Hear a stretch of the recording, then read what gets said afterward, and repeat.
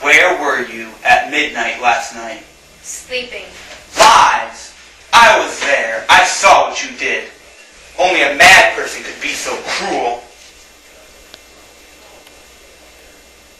Well, am I making you nervous? True. Nervous. Very, very dreadfully nervous. I have been and am. But why, will you say, that I am mad?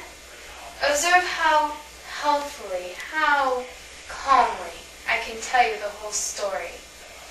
It is impossible to say how the idea first entered my brain, but once conceived, it haunted me. I loved the old man. He had never wronged me. I think it was his eye. Whenever it fell upon me, my blood ran cold, and so by a degree I made up my mind to take up the life of the old man, and thus rid myself of the eye forever. That isn't a real motive at all. Just the ravings of a mad person. You fancy me mad, but madmen know nothing.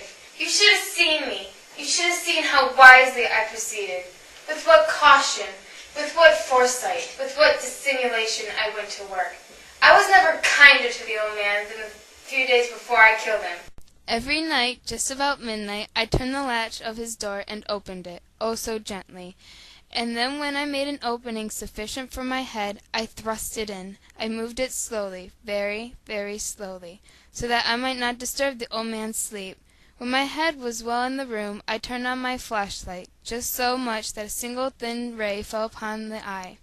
This I did for 7 long nights, every night just at midnight. But I found the eye always closed, and so it was impossible to do the work, for it was not the old man who vexed me, but his evil eye. And all this time, for those 7 days, the old man never suspected anything? Every morning I went boldly into the chamber and spoke courageously to him, inquiring how he had spent the night. So you see, he would have been a very profound old man to suspect that every night at 12 I looked in on him while he slept. So what happened next? Upon the 8th night, I was more cautious in opening the door. Never before that night I had felt the extent of my own powers. I could scarcely contain my feelings of triumph. To think that there I was, opening the door, little by little, and he not even to dream of my secret desires and thoughts. I chuckled at the idea, and perhaps he heard me, for he moved on the bed suddenly, as if startled. Now you may think I drew back, but no. His room was as black with the thick darkness, and so I knew that he could not see the opening of the door, and I kept pushing it on steadily, steadily. I had my head in, and was about to turn on the flashlight when I dropped it, breaking the silence, and the old man sprang up in bed.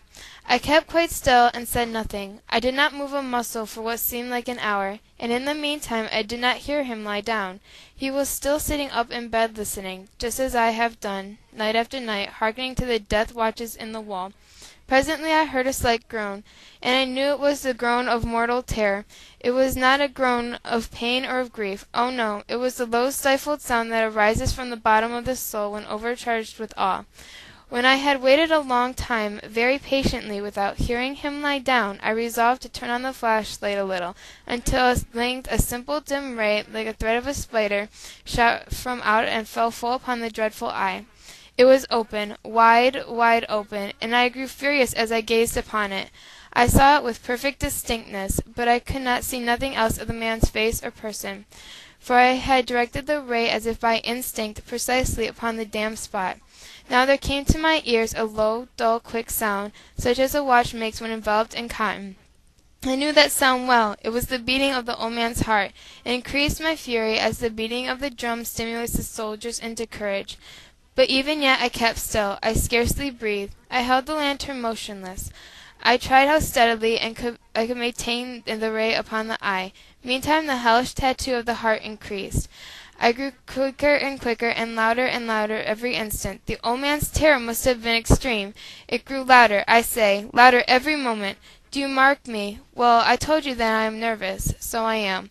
And now at the dead hour of night, amid the dreadful silence of that old house, so strange a noise as this excited me to uncontrollable terror. Yet for some minutes longer I refrained and stood still. but the beating grew louder and louder. I thought the heart must break. Anxiety seized me. The sound would be heard by a neighbor. The old man's hour had come. With a loud yell, I threw down the flashlight and leaped into the room.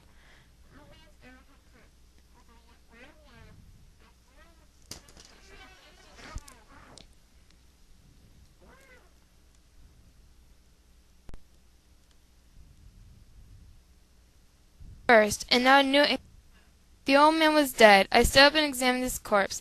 Yes, he was stone dead. I placed my hand upon the heart and held it there for many minutes. There was no pulsation. He was stone dead. His eye would bother me no longer. Strangle an innocent old man because he has a disfigured eye? It takes a special kind of crazy to do something as heinous as that. You're mad, I tell you. Mad! You still fancy me mad, but you will think so no longer when I describe the wise precautions I took for the concealment of the body. The night went on, and I worked hastily and in silence.